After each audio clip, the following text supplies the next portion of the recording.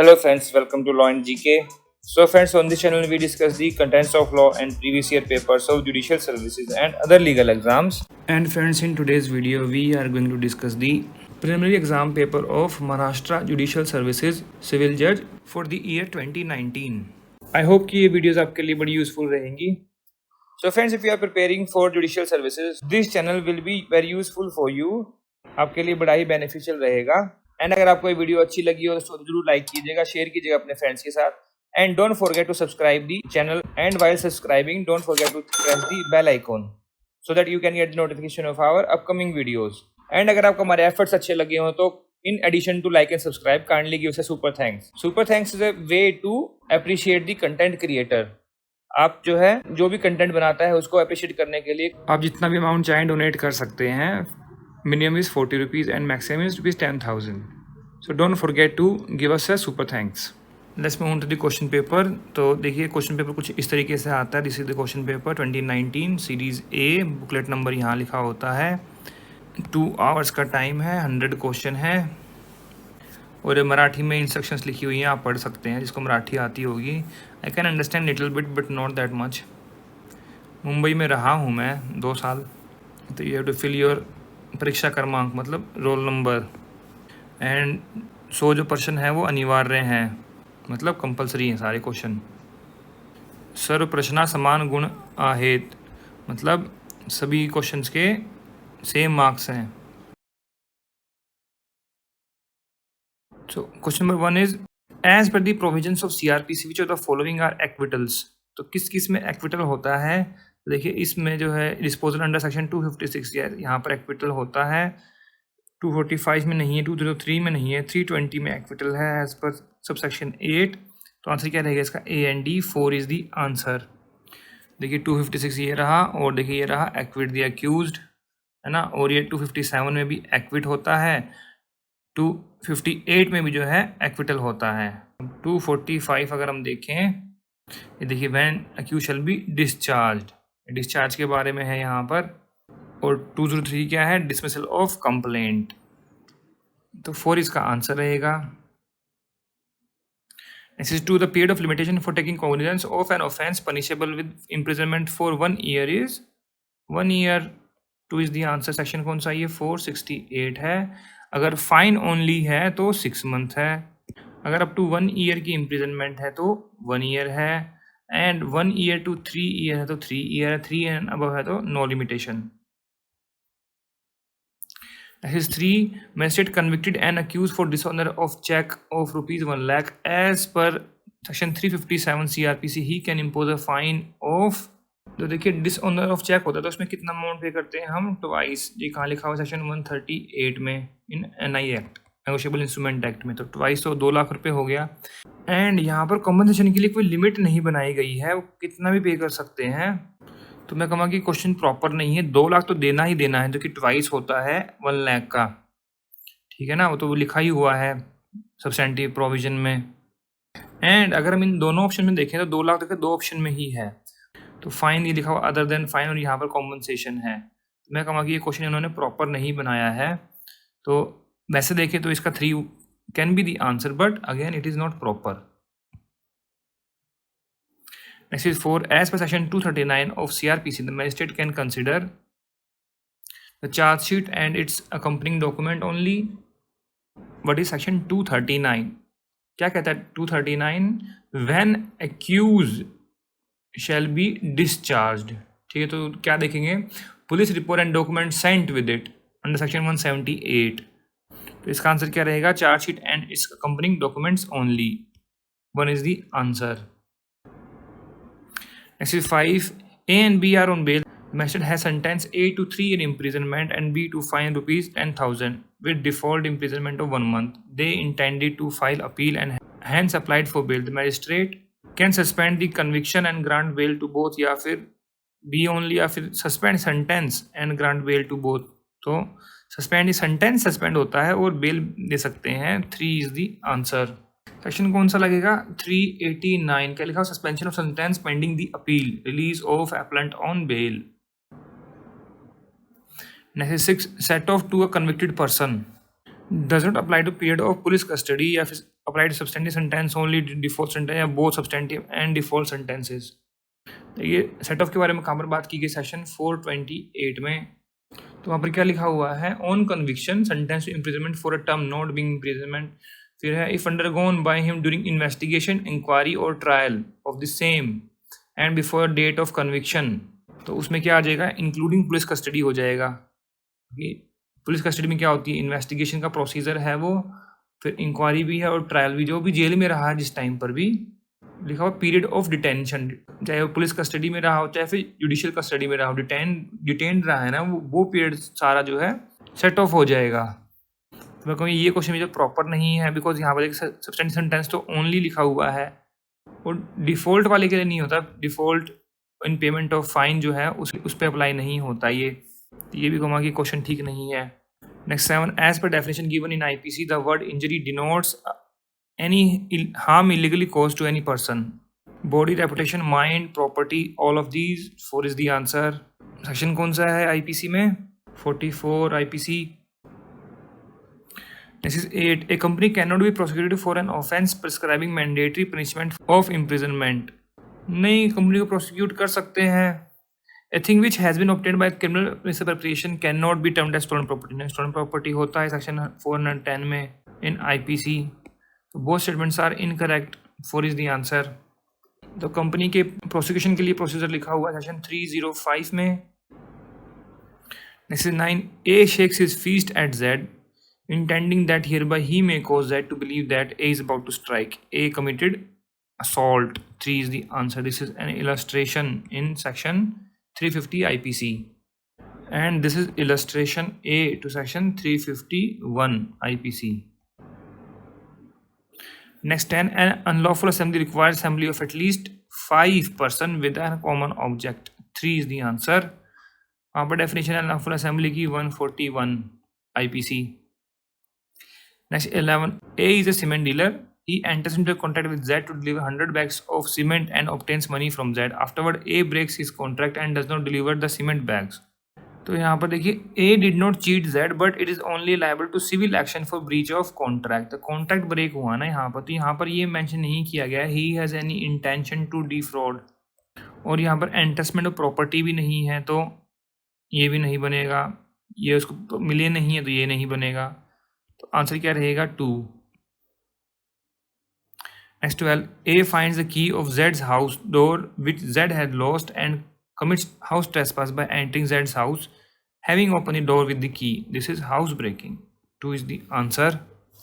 This is illustration F in section 445 house breaking। house trespass कितने में है, 442 में।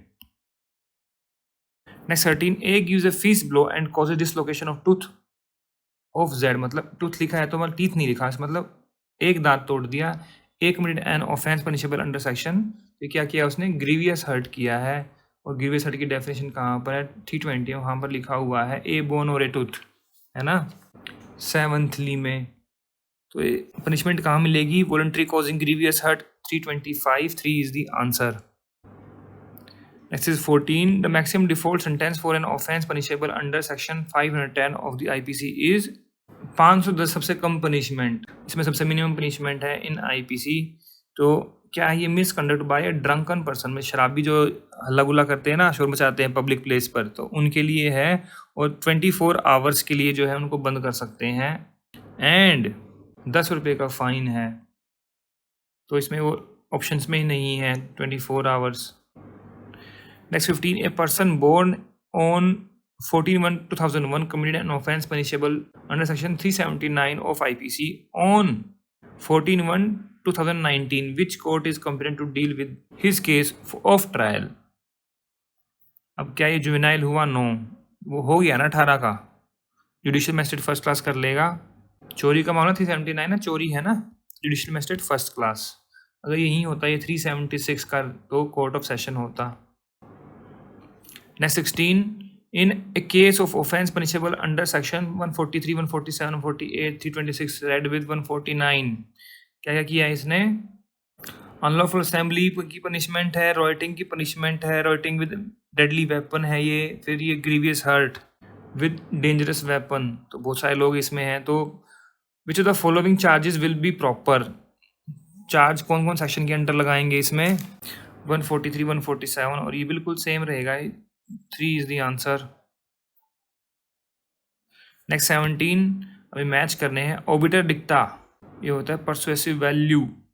सब silentio, resulting from ignorance, particular legal point was not discussed, मतलब उस पर साइलेंट है court.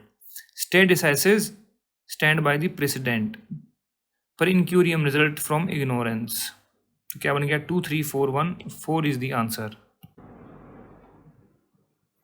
Next 18 Shayara Bano versus Union of India 2017, the practice of triple talaq, talaq biddat has been declared illegal, 3 is the answer.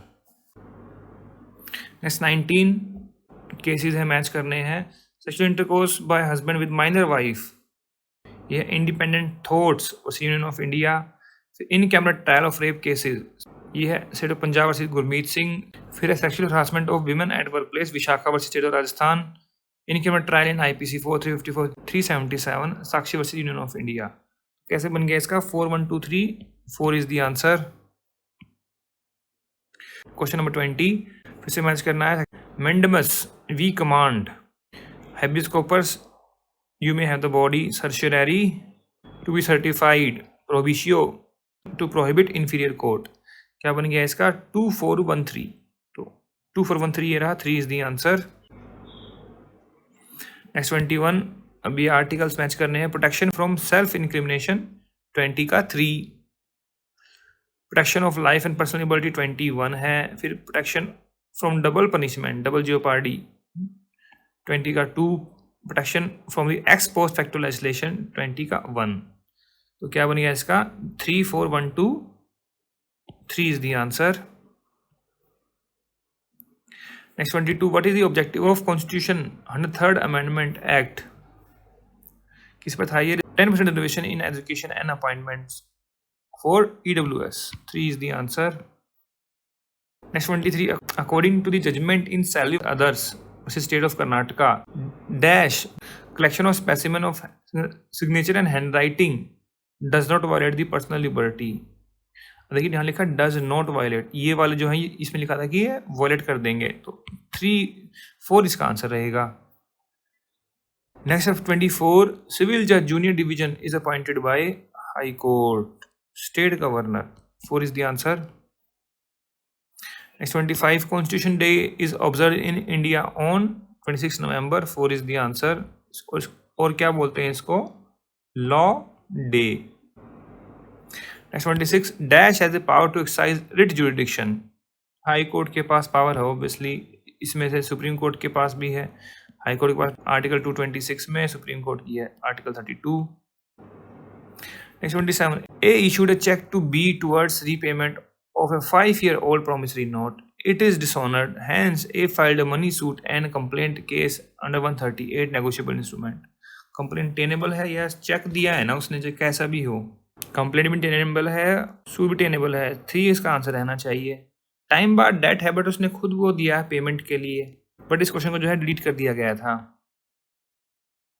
Next 28 when the defendant paid ₹1,000 as earnest money and then 24,000 after 7 days as out of sale price, if the vendee does not pay the balance by the agreed date, the whole amount of ₹25,000 is deemed to be forfeited as per the agreement। He failed to pay the balance, which amount is liable to be forfeited as earnest money। earnest money forfeit करते हैं ना, तो 1,000 रुपये ही होगा, 1 is the answer। Next 29 A executes a registered agreement promising his son B to give ₹5 lakh out of natural love and affection। तो ये क्या है, ये वैलिड एंड एनफोर्सिएबल है, रजिस्टर भी करवा दिया, 2 इज द आंसर। कैसे, इसके लिए देखिए आप सेक्शन 25 जनरल रूल क्या है कि agreement without consideration is void, but वहाँ पर एक्सेप्शन 1 क्या है, अगर out of love and natural affection आप दे रहे हैं और उसको राइटिंग में और रजिस्टर भी करवा दिया तो वो वैलिड हो जाएगा, वैलिड एग्रीमेंट रहेगा, 2 इसका आंसर है। Next 30 in a suit by seller for the amount of price in absence of contract to the contrary, the court can award interest from the date on which price was payable, 1 is the answer. और ये कहाँ mention किया गया है, ये mention किया गया है section 61 of cell of goods act में। Next 31, when a buyer refuses to accept the delivery of goods which are not in conformity with the contract, तो क्या होगा? क्या बायर बाउंड होता है कुछ भेजने के लिए वापस? No, he is not bound. Buyer will have lien over the goods to secure return of the consideration paid by him. The buyer shall give intimation of the rejection of the goods to the seller. 3 इसका answer है. कहाँ mention किया गया है? Section 43 of cell of goods act में. Next 32, as per the Indian Partnership Act, the relation of partnership arises by contract and not from status. 4 is the answer. का mention किया गया है सेक्शन 5 पार्टनरशिप एक्ट में. Next 33, अब statement है ए minor admitted to the benefit of a partnership with the consent of all partners becomes a partner after 6 months of attaining majority unless he determines his relation. ये बिल्कुल ठीक है. ये है section 30. फिर N outgoing partner may in absence of a contract to the contrary carry on a business competing with that of firm. Yes, ये बिल्कुल ठीक है. This is section 36. दोनों करेक्ट हैं तो 3 इसका आंसर रहेगा. Both are correct. 34, continuing guarantee means surety guarantee to future transactions. 2 is the answer. तो सीरीज ऑफ ट्रांजेक्शन में होती है ना. कंटिन्यूइंग गारंटी के बारे में कहाँ बात की गई? Section 129 contract act. Next 35, option A है to create an agency consideration is necessary. No, it is not necessary. It is wrong. As per section 185, no consideration is necessary to create agency. फिर the authority of an agent may be employed also. ये ठीक है. तो A is incorrect, B is correct, 2 is the answer. Statement B mention किया गया section 187 contract act में. Next 36, a debtor's payment without any direction as to its appropriation may appropriated towards time barred debt by the creditor. बिल्कुल ठीक है. ये कहाँ mention किया गया? ये है सेक्शन 60 में ऑफ कॉन्ट्रैक्ट एक्ट. फिर a pawnee is not entitled to receive from the pawner the extraordinary expenses incurred by him for preservation of the pledged good. No, ये wrong है because he is entitled to receive. ये कहाँ पर mention किया गया है? Section 175 contract act में. तो A is correct, B is incorrect, 1 is the answer. Next 37, the presumption under section 90 of Evidence Act is in respect of truthfulness of the contents of the document. ये बिल्कुल ठीक है. फिर है 30 periods of it is reckoned from the date of production in the court and not from the date of tendering in evidence. No, it's wrong है. तो A is correct, B is incorrect, 1 is the answer. Next 38, section 165 of Indian Evidence Act empowers the judge to allow the party to put question to on witness opponent to put himself question to a party, allow re-examination of a party, to put himself questions to a party. तो खुद question कर सकते हैं किसी से भी. तो 3 इसका आंसर रहेगा. Next 39, the presumption under section 112 Evidence Act can be rebutted by DNA test. Yes कर सकते हैं. falsus in uno and falsus in omnibus is a rule of law. ना, ये रूल ऑफ लॉ नहीं है, ये अप्लाई नहीं होता. तो B is incorrect. Falsus in uno का मतलब क्या होता है? False in one and falsus in omnibus false always. भी जो एक बार गलत है वो हर बार गलत होगा. तो ये रूल ऑफ लॉ नहीं है. जो गलत है वो ठीक भी हो सकता है. 1 is the answer. Next 40, a man is presumed to be dead if is not heard as a life for 7 years. 2 is the answer. का मेंशन किया गया section 108 of Evidence Act. Next 41, A is charged with voluntary causing grievous hurt under section 325 of Indian Penal Code. The burden of proving the sudden and grave provocation by the injured is on A. कि वो general exception में fall करता है उसके खुद पे वो रहेगा. कि वो एक्सेप्शन में फॉल करता है तो वो खुद ही उसका प्रूफ देगा. Section 105 evidence Act. Next 42, an email was forwarded by the originator through an email server to the addressee. The court may presume that the message correspond with the message fed into the originator's computer. Yes. And ये कौन सी presumption है? ये section 88 A की presumption है. presumption as to electronic message in evidence act. Next 43, A prepared a letter on his laptop and sent by email. The letter may be proved by producing printout of the letter along with certificate under section 65B of Indian Evidence Act and oral evidence of A. ये ठीक है. फिर producing the laptop and oral evidence, या फिर producing a pen drive CD containing the letter copied from the laptop and oral evidence of A. तो कोई भी कर सकते हैं इसका. 4 is the answer. Next 44, FIR can be used for contradicting and corroborating the evidence of the informant. तो corroborate भी कर सकते हैं और कॉन्ट्राडिक्ट भी कर सकते हैं, बट यहाँ इन ऑप्शंस के अकॉर्डिंग जो है 1 ठीक रहेगा। कैसे? Corroborating the evidence of the informant को आप कोरोबरेट या फिर कॉन्ट्राडिक्ट कर सकते हो। अब यहाँ पर देखिए लिखा contradicting and confronting other witness को कैसे करोगे? तो 1 इसका आंसर रहेगा। ये 154 में ही मेंशन किया गया है। नेक्स्ट 45 स्टेटमेंट है, a statement of an accused to police under section 27 Indian evidence act can not be used as confession. ये बिल्कुल ठीक है। So much of such information can be used, ठीक है ना। तो to constitute discovery of a fact there must be discovery of some physical object. Physical object की ज़रूरत नहीं है, तो वो दिखा दे भाई यहाँ पर मर्डर किया था इस जगह पर, तो वो भी तो इसमें ही आ जाएगा। तो ये इनकरेक्ट हो गया, तो 1 is the answer, A is correct. Next 46 leading question are not permissible in cross examination में तो पूछते ही हैं एज पर सेक्शन 143, इनमें नहीं पूछते without permission of the court. Next 47, in a proceeding before rent controller, the tenant disclaimed landlord's title. Landlord issued quit notice under section 116G of Transfer Property Act and filed regular civil suit for eviction on forfeiture ground. Landlord accepted the rent and continued the suit. अब statement है, eviction decree can be passed by regular civil court, ये ठीक है। Acceptance of rent did not amount to waiver of forfeiture ground, ये ठीक है। अब देखो, जब उसने डिफ़ॉल्ट कर दिया, उसने इविक्शन के लिए डाल दिया, अब उसने रेंट पे कर दिया, इसका मतलब ये नहीं कि वो कंटिन्यू कर लेगा, इविक्शन तो करवा ही सकता है वो, ठीक है। तो दोनों ही ठीक हो गए, बोथ आर करेक्ट, 3 इसका आंसर रहेगा। Next 48, A an oral agreement to sale is invalid, no, ये रॉन्ग है, वैलिड होता है। Agreement to sale signed by vendor alone in evidence of oral agreement is valid, no, ये भी wrong है, ये ठीक रहेगा। तो A is incorrect, B is correct, 2 is the answer. Next 49, as per TPA, monthly tenancy is terminable on notice of 15 days from the date of notice, 15 days from the date of receipt of the notice, 4 is the answer। और mention किया गया है section 106 sub section 2 of transfer of property act. Next 50, lis pendens prohibits transfer of property involved in the pending suit, ये ऐसे बिल्कुल ठीक है। मैंने prior permission of the court, no, तो 1 ही इसका आंसर हो गया। सेक्शन कौन सा? 52 TPA। और देखिए इसमें एक और ऑप्शन है, make the transfer made pending the lis subject to the decree, मतलब लिटिगेशन में पेंडिंग है मैटर, अगर ट्रांसफर कर दिया तो सब्जेक्ट टू वो रहेगा। बट देखिए अगर सेक्शन 52 देखेंगे तो वहाँ पर लिखा हुआ है, the property can not be transferred or otherwise dealt with by any party the suit or proceeding as to the effect the right of the parties thereto under any decree और order which may be made therein except the authority of the court. मतलब can not be transfer लिखा है तो specifically denial है, तो prohibition है वहाँ पर, 1 इसका आंसर रहेगा।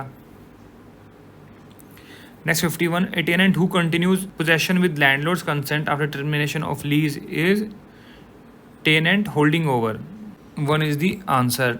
टेनेंसी एट सफरेंस या फिर टेनेंट एट सफरेंस का मतलब क्या होता है कि लैंडलॉर्ड की परमिशन के बिना, मतलब ज़बरदस्ती रह रहा है, ठीक है। टेनेंट एट विल मतलब जब मर्जी चाहे वो छोड़ जाए। Next 52, 1 requirement of section 53A of TPA क्या है? Part performance.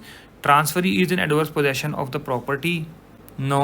Transferee has been or is willing to perform his part of the contract, बिल्कुल ठीक है, 2 ही इसका आंसर हो जाएगा। स्पेसिफिक परफॉर्मेंस की बात नहीं है, होल अमाउंट नहीं है, 2 इज द आंसर।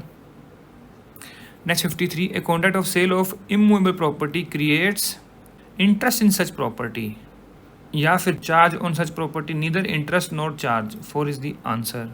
सिर्फ कॉन्ट्रैक्ट बनाने से नहीं होता ना, वो पेमेंट करे तभी तो उसका कुछ इंटरेस्ट आएगा वहाँ पर। Next 54, rent and profit of immovable properties from date of agreement till the ownership passes to the buyer go to the seller in absence of such contract, 4 is the answer। Next 55, unless there is something contrary in the subject and context in the Transfer Property Act, immovable property includes standing timber, no, does not include standing timber है ये interpretation है section 3 में इन TPA, ये हो गया wrong. Instrument means testamentary instrument, no, non testamentary instrument, तो दोनों ही इनकरेक्ट हो गई है, both are incorrect, 4 is the answer.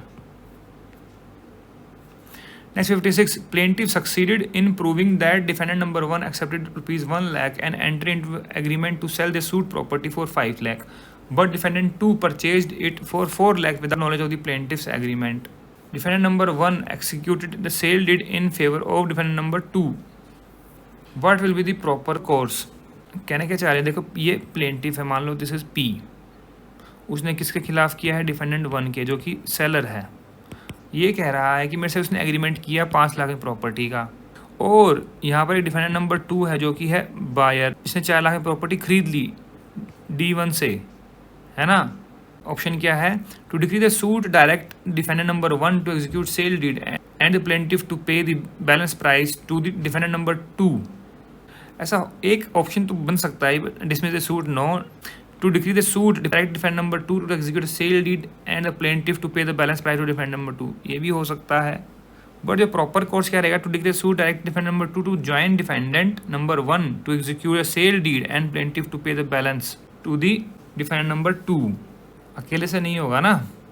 4 is the answer. 57, a suit by Wendy for specific performance of contract to sell an agricultural land with condition of the vendor obtaining collector's permission, तो can be decreed हो सकता है, but execution is subject to obtention of the collector's permission. 3 is the answer. Next 58, application to amend plaint to include alternate claim of refund of earnest money and compensation can be allowed as regard earnest money subject to limitation, या फिर can be allowed as regard compensation subject to limitation, या फिर cannot be allowed, या फिर can be allowed even if time barred. Both can be allowed. 4 is the answer. Earnest money भी और compensation भी. Next 59, two daughters and their parents agree to sell an immovable property jointly owned with minor daughters to P with permission of the court. The court rejected permission for sale of minor share. P is sued for specific performance of agreement to the extent of the parent and major daughters. Specific performance shall be allowed to the extent of share of two daughters and parents. Minor वाले को नहीं कर सकते, but बाकी के तो कर सकते हैं. 4 is the answer. Next 60, A, an agreement to sell an immovable property mortgage for less than sale price can be enforced. हाँ, कर सकते हैं. A landlord can recover possession of the property from the person who unlawfully dispossessed his tenant under section 6. हाँ, बिल्कुल कर सकता है वो भी. तो both are correct. 3 is the answer. Next 61, फिर स्टेटमेंट है, A, absence of averment of ready and willingness makes the suit for specific performance of contract liable to be dismissed. नहीं, ऐसा नहीं है, उसने अवर नहीं किया, बट रेडी एंड विलिंग है वो शो कर दे, तो शो करना ज़रूरी है. फिर है, where granting injunction would cause delay in completion of project of electricity distribution, no injunction should be granted. तो ऑब्वियसली नहीं करेंगे ये वाली, तो ये करेक्ट हो गया. तो A is correct, B is incorrect. A is incorrect, B is correct, 2 is the answer. कहाँ मेंशन किया गया है इसके लिए? आप देखिए section 41, injunction when refused and clause HA, जो कि बाद में इंसर्ट किया गया बाय 2018 की अमेंडमेंट से. Next 62, statement A, court can extend time to deposit the balance price in spite of order in decree to pay it by certain date, on failure the suit shall stands dismissed. हाँ, तो court तो grant कर ही सकते हैं obviously. As regard a suit for specific performance of contract of cell of immovable property, the prayer of for possession can be made in final decree proceedings. ये बिल्कुल ठीक है. तो both are correct. 3 is the answer. Next 63, as per the Specific relief Act. Option A है, unless and until the contrary is proved, court shall presume that a court to transfer immovable property can not be adequately relieved by monetary compensation. ये बिल्कुल ठीक है. ये पहले mention किया गया था सेक्शन 10 की एक्सप्लेनेशन में बिफोर द अमेंडमेंट, बट इसको डिलीट कर दिया गया. But again this is still the law same है, चाहे वो प्रोविजन डिलीट कर दिया गया है. अब वहाँ पर क्या डाल दिया गया है? सब्जेक्ट टू लिख दिया ना, 11, 14 and 16, but still law would be the same. The contract which in its nature determinable can not be specifically enforced. बिल्कुल ठीक है. ये दो both are correct. 3 is the answer. ये है सेक्शन 14. नेक्स्ट 64, स्टेटमेंट ए है, perpetual injunction can be granted by a decree only upon the merits of the suit. ये बिल्कुल ठीक है. फिर temporary injunction may be granted after the judgement also. हाँ, दे सकते हैं. Both are correct. 3 is the answer. कहाँ पर बात की गई? Section 37, 38 of specific relief act. Next 65, a suit for cancellation of a written instrument by a party against whom it is. इसके लिए देखिए section 31 of specific relief act. वहाँ क्या मेंशन किया गया है? वॉइड और वॉइडेबल इज टेनेबल. तो यहाँ पर वॉइडेबल नॉट टेनेबल है, तो ए करेक्ट है, बी इनकरेक्ट है. तो 1 इसका आंसर हो गया. नेक्स्ट 66, फिर स्टेटमेंट ए है an injunction can not be granted when the plaintiff has no personal interest in the matter, बिल्कुल ठीक है। ये सेक्शन 41 एंड क्लॉज है ये जे। फिर a suit by coparcener against karta of the family restraining from alienating the house property of joint family for legal necessity is not tenable, ये भी ठीक है, नेसेसिटी के लिए तो कर सकता है। तो both are correct, 3 is the answer. Next 67, a tenant of residential premises died last year. At time of his death, his married daughter was residing with him and his unmarried daughter was residing away, separate from him. Upon his death, as per section 715 of the Maharashtra Rent Control Act, who becomes tenant? देखिए इसमें tenant की definition कहाँ पर है, section 715 में। तो देखिए जो डेफिनेशन दी हुई है कहाँ पर दी हुई है, महाराष्ट्र रेंट कंट्रोल एक्ट में सेक्शन 7 में, और 715 में टेनेंट की डेफिनेशन है। तो उसमें जो साथ में रह रहे हैं वो टेनेंट की डेफिनेशन में आते हैं, देखिए।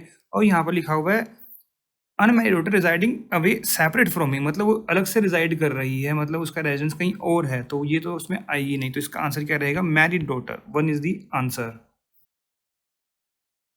Next 68, A is a licensee of B under a written agreement of license for certain period under the Maharashtra Rent Control Act. The property is situated in Pune. A continued possession after expiry of the license period, which is the legal forum for B to file eviction proceedings from competent authority. इसके लिए देखिए आप section 24 of Maharashtra rent control act. Next 69, in a suit for eviction under Maharashtra Rent Control Act on willful default and bona fide requirement grounds, the tenant already paid the arrears of the rent till the date of reply to demand notice, but did not regularly deposit rent during the pendency of the suit. The plaintiff could not prove his bona fide need. The plaintiff could not prove his bona fide need. तो क्या होगा, suit is liable to be dismiss as rent was paid as per the demand notice, या फिर liable to be decreed on wilful default ground, decree होना चाहिए on wilful default ground, 3 is the answer. Next 70, under master rent control act in absence of contract to the contrary a tenant not to do the following, कुछ भी नहीं कर पाएगा, subletting भी नहीं कर सकता, लाइसेंस पे नहीं दे सकता, असाइनमेंट नहीं कर सकता, ट्रांसफर नहीं कर सकता, all of the above, 4 is the answer. Section है ये 26 of Maharashtra rent control act. Next 71, an agreement of leave and licence under Maharashtra rent control act for dash needs to be compulsory registered. तो कितने period के लिए कर सकते हैं, for any period, कोई भी पीरियड हो उसको रजिस्टर करवाना ही पड़ेगा। कहाँ मेंशन किया गया है ये मेंशन किया गया है सेक्शन 55 में, उसमें लिखा हुआ कोई भी टेनेंसी हो, लीव लाइसेंस या लीज, तो वो रजिस्टर करवानी ही पड़ेगी, 4 इसका आंसर रहेगा। नेक्स्ट 72, स्टेटमेंट ए है in the absence of written agreement of lease the landlord is precluded from giving evidence of terms and conditions of lease the Maharashtra rent control act. No, ये wrong है। फिर a suit under Maharashtra rent control act has to be decided in 9 months, ये भी wrong है। कैसे, statement A है ये provide किया गया सेक्शन 55 के 2 में कि प्रिक्लूड नहीं होगा, एंड जो स्टेटमेंट बी है इसमें है ये 12 मंथ्स, और ये कहाँ प्रोवाइड किया गया है, section 38 of Maharashtra rent control act. तो both are incorrect, 4 is the answer. Next 73, as per Maharashtra Rent Control Act, it is unlawful for a landlord to accept a deposit to grant lease. No, deposit तो लेते ही हैं, तो ये wrong हो गया। फिर it is unlawful for a tenant to claim a sum for relinquishment of tenancy. No, ये भी incorrect है, both are incorrect, 4 is the answer. ये दोनों ही मेंशन किए गए सेक्शन 56 में, 4 is the answer. Next 74, as per Maharashtra Rent Control Act, closing of balcony of the tenanted premises without landlord's written consent amounts to causing damage to the building. No, ये wrong है। फिर erecting a permanent structure by tenant on the let out premises without the landlord's consent is a legal ground for eviction, ये बिल्कुल ठीक है। तो A is incorrect, B is correct। ये है सेक्शन 16, ये है clause A and this is clause B and this is clause A की एक्सप्लेनेशन है। Next 75, under Master and Control Act, for eviction of tenant on non-user ground, landlord has no burden to prove the following fact. The premises were not used continuously for 6 months, तो ये तो ground ये तो prove करना पड़ेगा. फिर not use for the purpose of which it was let out, ये भी करना पड़ेगा. Non user was without reasonable cause, इसकी ज़रूरत नहीं है, तो 3 इसका आंसर हो गया. फिर देखिए ये ग्राउंड्स दिए हुए हैं सेक्शन 16 के सब सेक्शन 1 के क्लॉज एन में, ग्राउंड्स फॉर इविक्शन. 3 इसका आंसर रहेगा. Next 76, assignment of decree of the following ground under the master and control act is unlawful. कब होगी? Tenant contravene section 108O of transfer property act, no, या फिर tenant unlawfully sublet the premises, या फिर decree was for the bona fide occupation of the landlord. ये भी देखो दिया हुआ है सेक्शन 6 के सब सेक्शन 5 में कि भाई जो सेक्शन 16 के 1 के क्लॉजेज हैं कौन कौन से? GHIJ. जी कौन सा? जहाँ पर बोनाफाइड रिक्वायरमेंट थी लैंडलॉर्ड की. H क्या है? Bona fide requirement landlord for carrying out repairs. और I क्या है? वही बोनाफाइड रिक्वायरमेंट है. एंड J क्या है? Premises let consist of tenement और टेनमेंट्स ऑन द टेरेस और अ बिल्डिंग. तो ये बोनाफाइड वाला आ जाएगा इसमें, बाकी तो ये नहीं आएंगे, तो 3 इसका आंसर रहेगा. Next 77A, in absence of defence of bar of limitation the court shall not dismiss a suit, appeal और एप्लीकेशन. नो, ऐसा नहीं है, ये तो कर सकते हैं, तो रॉन्ग हो गया ये. In completing the period of limitation for any suit, appeal और application, the day from which such period is to be record shall be excluded. ये बिल्कुल ठीक है, सेक्शन 12 में मेंशन किया गया है ये, है ना. तो A is incorrect, B is correct, 2 is the answer. Next 78, a period of limitation for suit to recover arrears of rent is 3 years from the date of demand notice. No, when the rent become due है, ये mention किया गया section article 52 of schedule of limitation act में. फिर the period of limitation for suit for specific performance of a contract in which no date is fixed for the performance is 3 years from date of contract. No, ये भी wrong है. कैसे? ये mention किया गया है आर्टिकल 54 में, schedule of limitation act, वहाँ लिखा हुआ है 3 years date fix for performance, और if no date is fixed when the plaintiff has notice that performance is refused. अगर कोई डेट फिक्स नहीं है तो डेट ऑफ रिफ्यूजल. तो both are incorrect, 4 is the answer. Next 79, limitation to file application for review of judgment by a civil जज junior division is 30 days. 1 is the answer.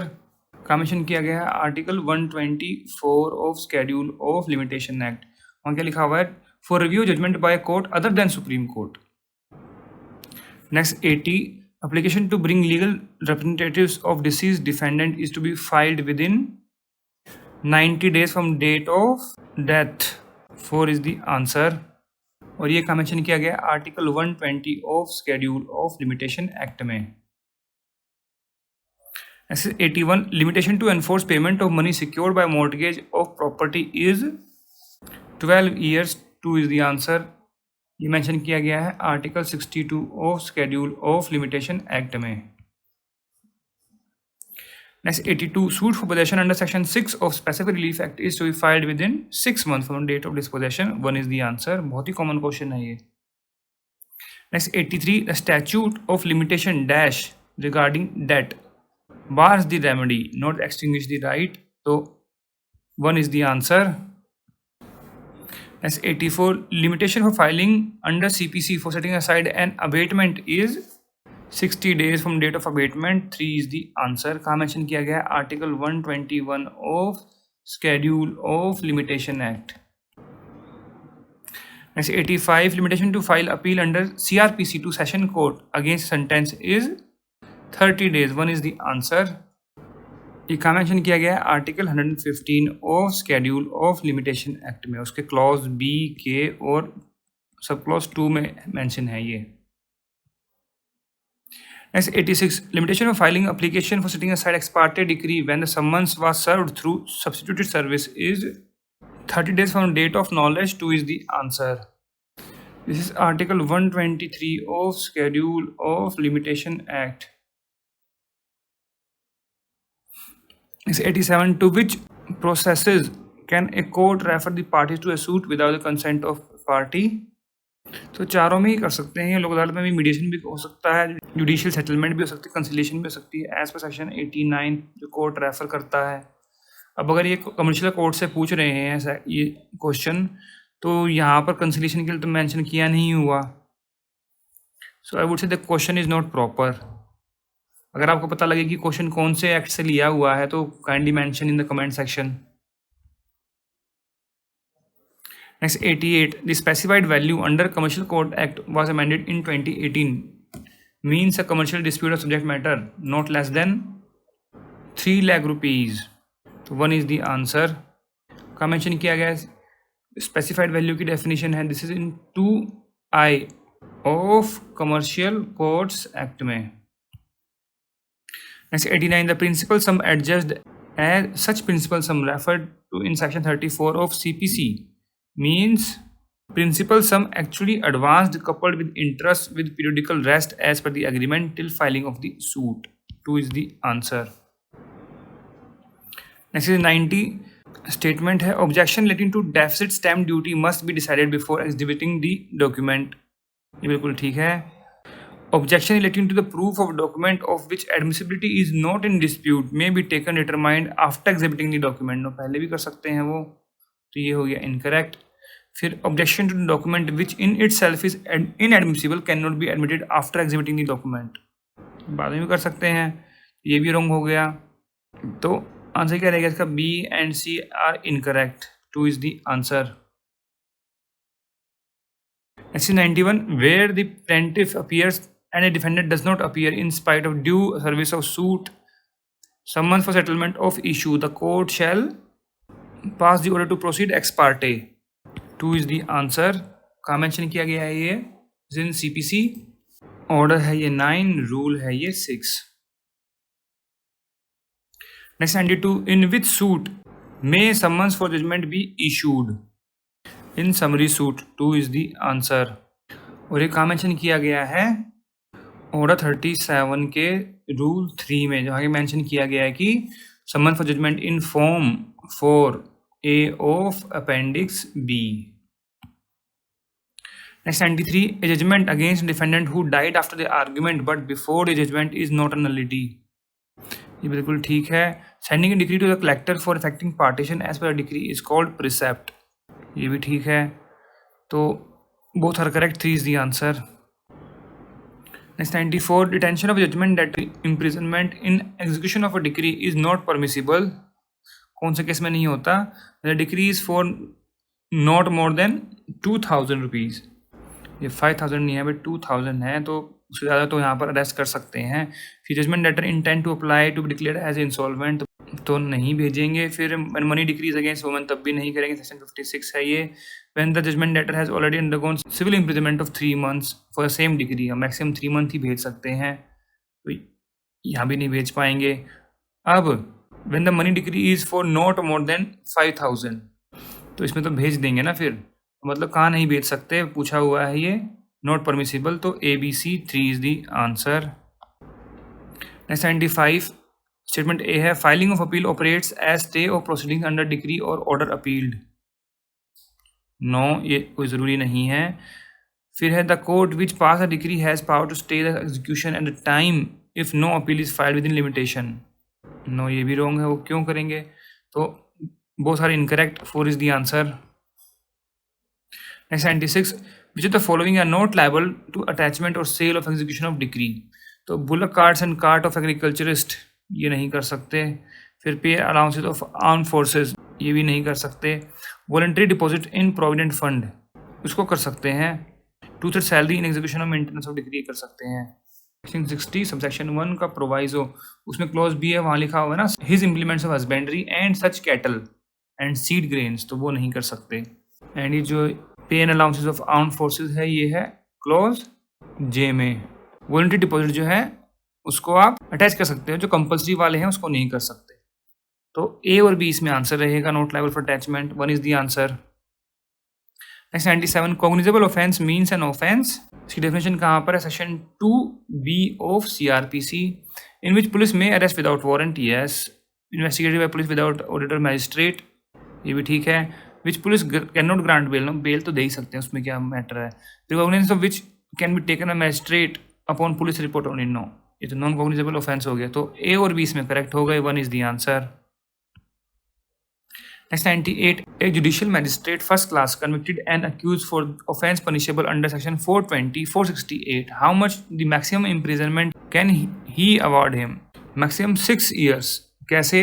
Magistrate first class की power तो as per section 29 CRPC 3 years की है, पर 6 years कैसे? तो इसके लिए देखिए आप सेक्शन 31 जहाँ पर लिखा हुआ है कि in case consecutive sentence it shall not necessary for the court by reason only aggregate punishment to send the offender for the higher court. अब एक कंसेक्यूटिव सेंटेंस के उस केस में कर सकते हैं ये, अदरवाइज तो 3 year दे पाएगा, जहाँ पर कंकरेंट होगा तो 3 year रहेगा, बट कंसेक्यूटिव में क्या है, अपनी पावर से डबल तक दे सकते हो या फिर मैक्सिमम 14 years। तो डबल हो गया यहाँ पर, ये 2 इसका आंसर रहेगा। Next 99, out of which statement which one is incorrect? Summons case procedure shall be followed while trying summons case, yes. Warrant case while warrant case. Summons case procedure shall be followed while trying warrant case in a summary way, yes, ये भी बिल्कुल ठीक है। फिर warrant case process shall be followed while trying warrant case summary way, no, तब नहीं करेंगे। Summary case में कौन सा प्रोसीजर होता है? समन्स केस वाला, तो 4 इसमें इनकरेक्ट हो गया। का मेंशन किया गया सेक्शन 262 में of CRPC। Next 100, judicial magistrate first class can grant police custody under 167 of the CRPC for maximum period of 15 days from the date of first production before magistrate. 4 is the answer. So friends, here we have discussed all the questions of preliminary exam paper of Maharashtra Judicial Services 2019. अगर आपको इसमें कोई कमी लगी हो, कोई suggestion हो, कोई एडवाइस हो, कोई कमेंट्स हो, तो आप जो है कमेंट सेक्शन में जाकर भी लिख सकते हैं। We always appreciate your comments. And अगर आपको ये वीडियो अच्छी लगी और एफर्ट्स हमारे अच्छे लगे हो तो उसको जरूर लाइक कीजिएगा, शेयर कीजिएगा अपने फ्रेंड्स के साथ, so that they can come to know about our channel and वो भी बेनिफिट ले सकें। एंड अगर आपको हमारे एफर्ट्स अच्छे लगे हो तो in addition to like and subscribe kindly give us a super thanks. Super thanks is a way to appreciate the content creator. आप जो है जो भी कंटेंट बनाता है उसको अप्रिशिएट करने के लिए कोई भी अमाउंट जो है डोनेट कर सकते हैं। From minimum starts with 40 rupees and maximum to 10,000 rupees. तो kindly give us a super thanks. So friends, thanks very much for watching this video. Thank you.